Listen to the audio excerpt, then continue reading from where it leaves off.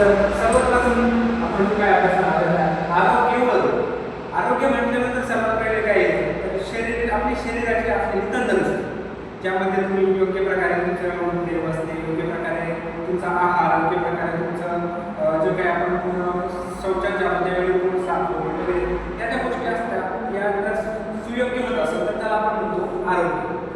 अशा वेळी जर एखादा बदल होत असेल ज्यावेळी शारीरिक बदल होतो तर त्याला आपण रोग असे म्हणतो किंवा आजारपण म्हणतो. तर मग मला सांगा आजारपणाची व्याख्या काय करता येईल किंवा जे काही आपण म्हणतो आजारपण तर आजारपणाला तुमच्या भाषेमध्ये थोडक्यात तुम्हाला काय वाटतं काय म्हणता येऊ शकतो. ठीक. तर आजारपणाची जी काही व्याख्या आहे त्यानंतर आपण अभ्यासू. अचानकपणे शरीरामध्ये होणारा बदल. आपण अगदी सकाळी उठलो अतिशय तंदुरुस्त असतो आणि अचानकपणे दुपारी वगैरे होतो किंवा संध्याकाळी आपल्याला थोडा अशक्तपणा जातो. म्हणजे हा जो बदल झाला तो काय झाला अचानकपणे झालेला बदल त्याला काय म्हणतात अचानकपणे शरीरामध्ये होणारा बदल हा आपल्या मानसिकतेवर किंवा रोजच्या आचरणावर परिणाम करतो. म्हणजे आपण जे काय रोजची आपली मानसिकता असते ज्यावेळी आपण शरीर तंदुरुस्त असतो त्यावेळी काय आपण मन हे अगदी प्रसन्न असतं. आपण बोलतो इतरांशी बोलतो त्यानंतर चालतो फिरतो अतिशय तंदुरुस्त असतो आपण त्यावेळी आणि प्रसन्न वाटतो. परंतु ज्यावेळी आपल्याला आजारपण येतो त्यावेळी कुठेतरी मन उदास होतो.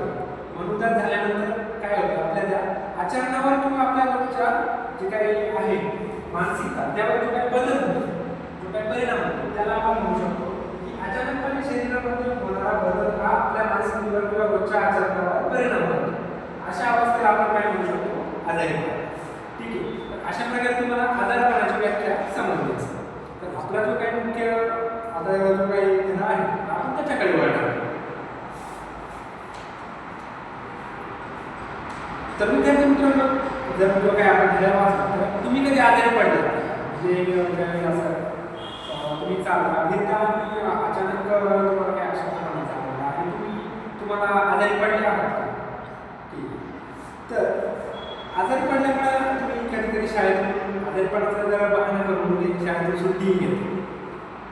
लहानपणी कसं असायचं ज्यावेळी आपल्याला काही शाळेमध्ये जर सुट्टी घ्यायची असेल तर सहसा म्हणतात आई मी आजारी पडलो आणि मला आज शाळेत जायचं.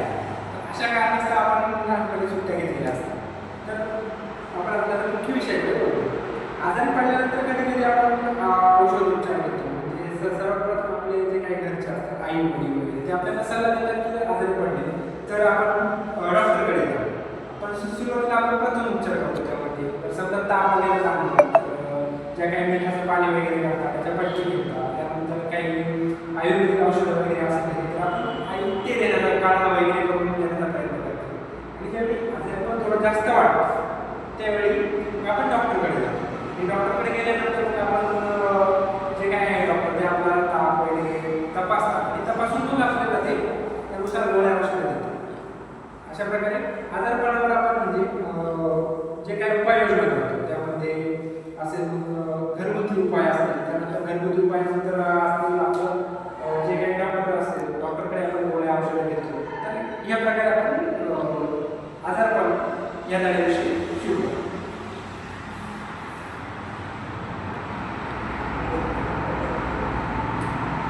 माणसाचे शरीर हीच त्याची व्याप्ती आहे असं म्हटलं जातं. ज्यावेळी आपलं शरीर असतं ते शारीरिक आरोग्यानुसार दृष्ट्याने ज्यावेळी पूर्णतः तंदुरुस्त असतं तर त्यावेळी आपण निरोगी असं म्हणतो. एखाद्याचं शरीर आपण आपल्याकडे म्हटलं जातं की सदर हा व्यक्ती अतिशय निरोगी म्हणजे काय तर तो त्याच्या ज्या काही दैनंदिन क्रिया आहेत त्या अतिशय व्यवस्थितपणे होतात.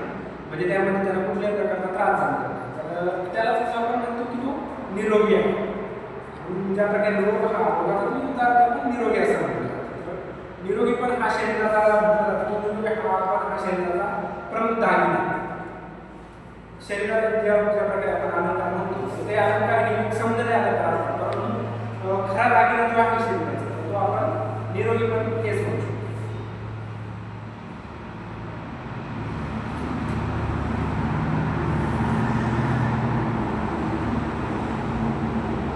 म्हणजे खेळता वगैरे तर ज्यावेळी तुम्ही मैदानावर खेळता तर खेळत असताना म्हणजे तुम्हाला अतिशय उत्साह वगैरे असतो.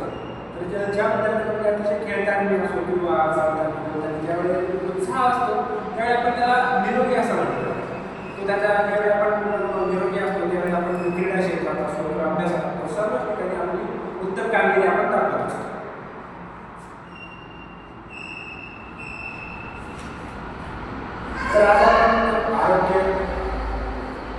आरोग्य आणि आगड